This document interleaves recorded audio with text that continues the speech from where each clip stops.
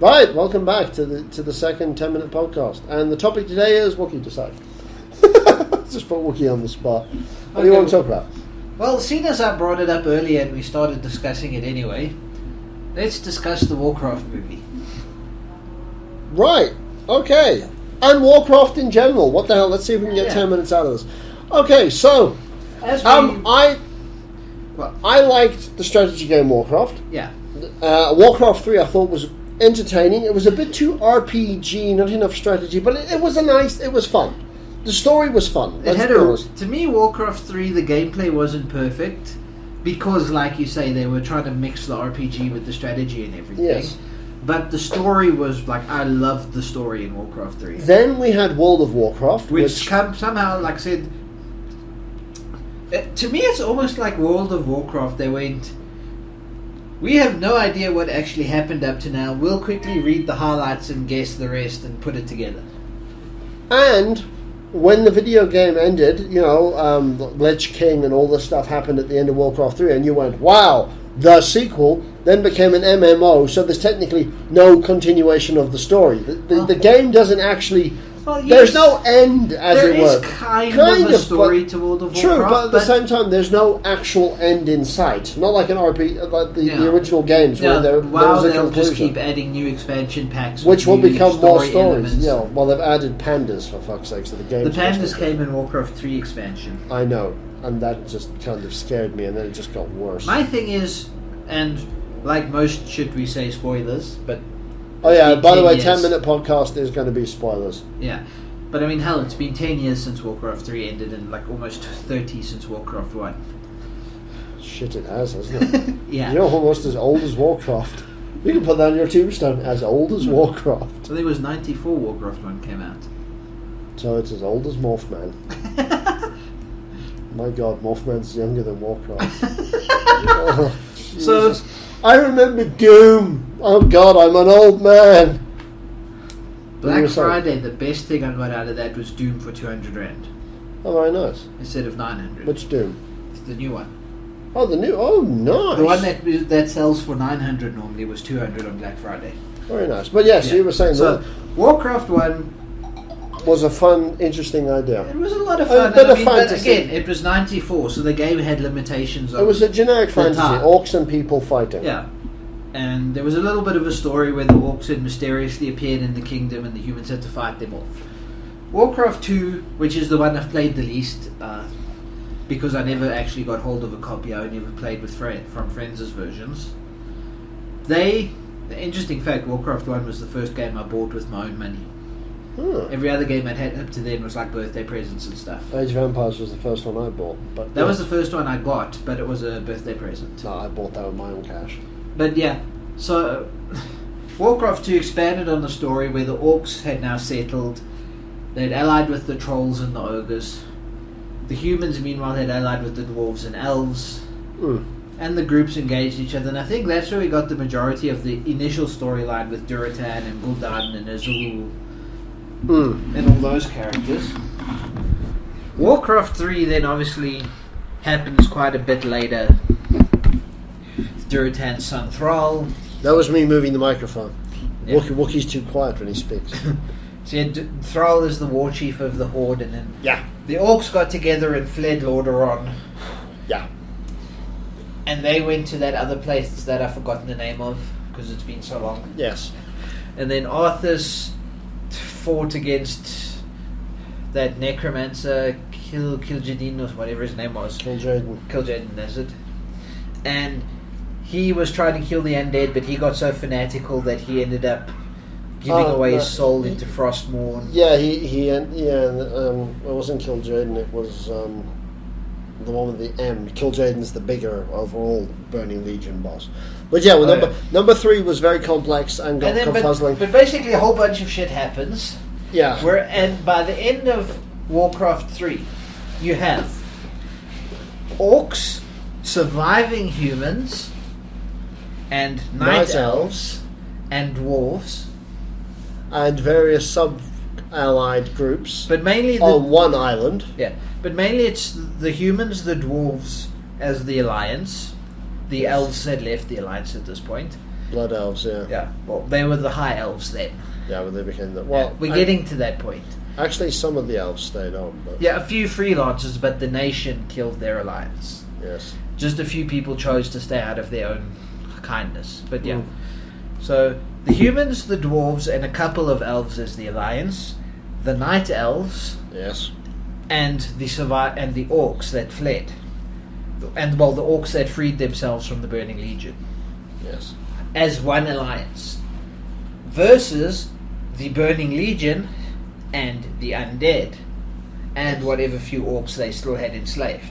Very few. They wiped them out. They had the massive battle at The World Tree. the World Tree. Yes, the World Tree. Meanwhile, the Night Elf Illidan Stormrage had killed a demon and absorbed his power. Yes, second, Archimond, I think it was. Archimond was the big boss. No. Wasn't Archimond the leader of the Night Elves? No. Archimond was the big demon. He Okay. was the guy in charge of the Burning Legion. It was someone else with an A, but I remember he was second in command, but he got killed by Illidan Illidan killed him, absorbed his demonic through energy, Gul'dan's skull, and became like his own independent faction, and he fled to Draenor. and summoned the Naga, Yeah. and then brought in the elves and turned them into blood Yeah. elves. Then went to the other world Well, the and the gathered. elves, the Mongols. Sunwell had been destroyed by the orcs. I mean, the undead.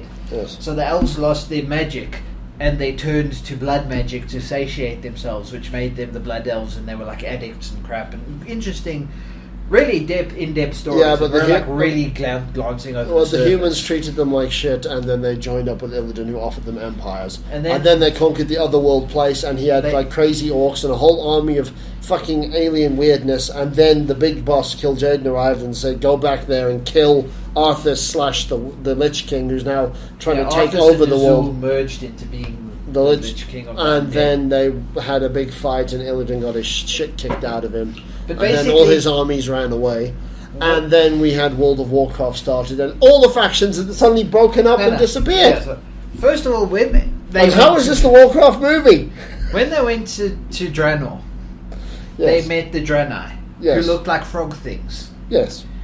World of Warcraft, the Draenei are like purple, good-looking people. They like completely changed how they looked. Sex. But the thing that annoys me is like, at the end of the Frozen Throne, Mm-hmm. you've literally got one faction which is an alliance between humans, dwarves, orcs, taurens, and trolls. And Pretty night elves. much. Pretty much. Another faction which is the undead demons and a few still possessed orcs.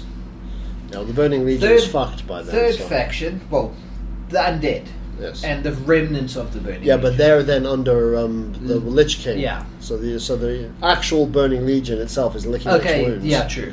Kil'jaeden's off rearming his armies. Then the third faction would be Illidan with the Naga and Draenei and Blood Elves. That was like servant races under his empire. / his servants, yes. So we've got three major factions broken up like that.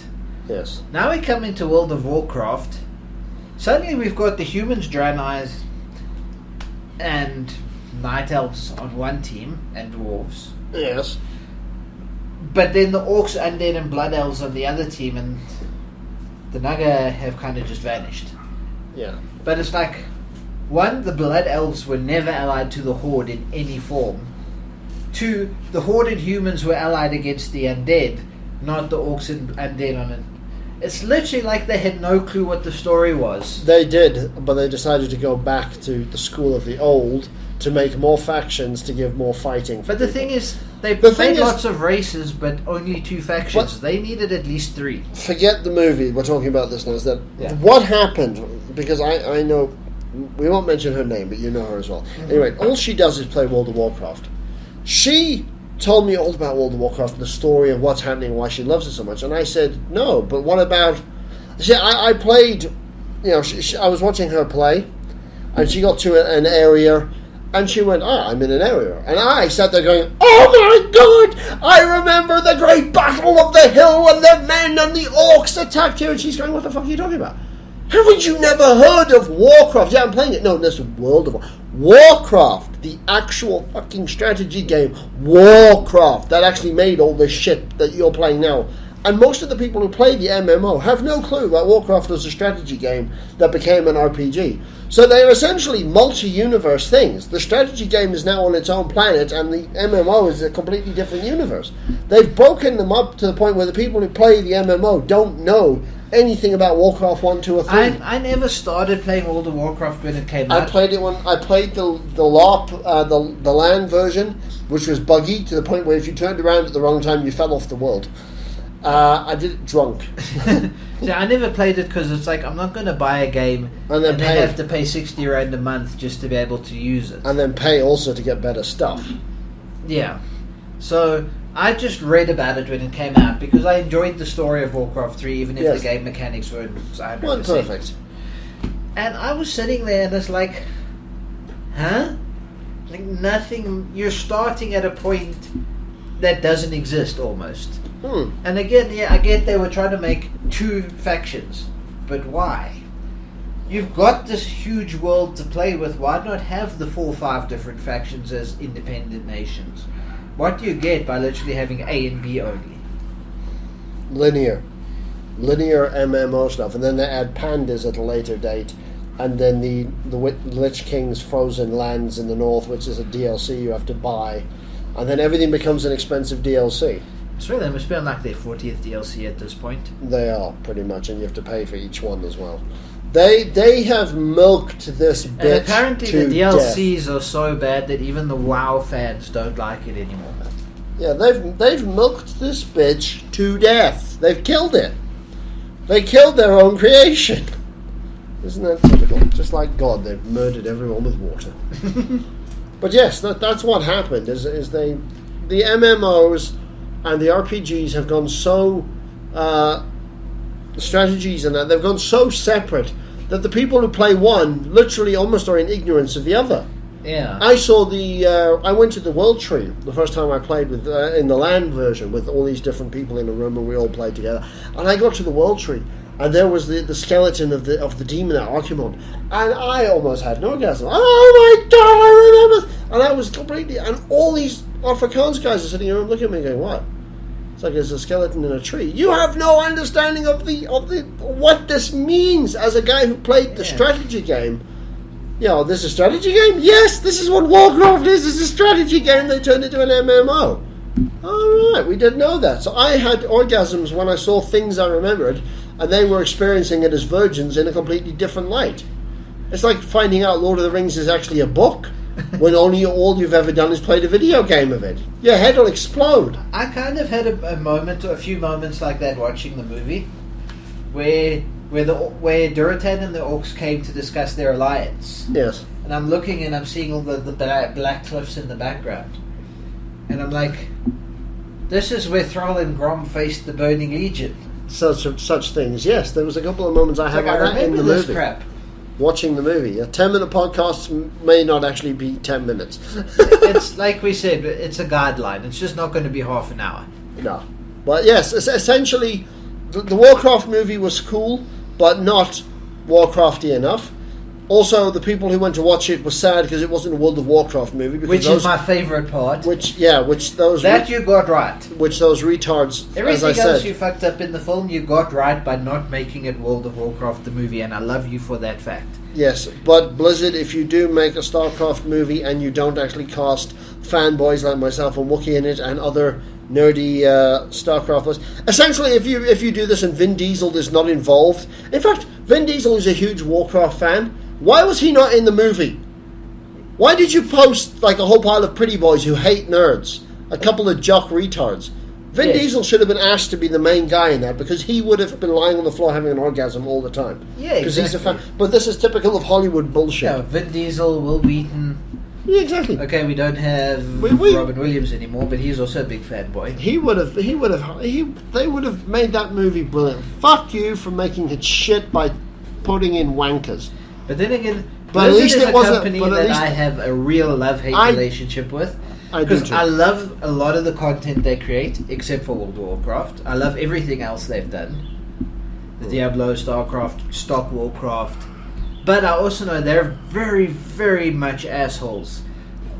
They're even worse than EA when it comes to attacking the modding community. Yeah. Yes. And they can be really bitchy with people's accounts and crap like that. So, Blizzard, I love you and hate you at the same time. We have our next episode ready then.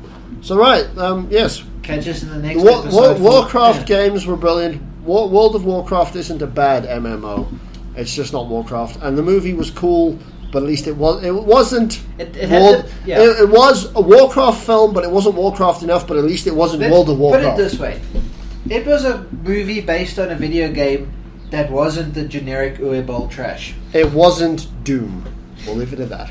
Like, share, subscribe. See you in the next one.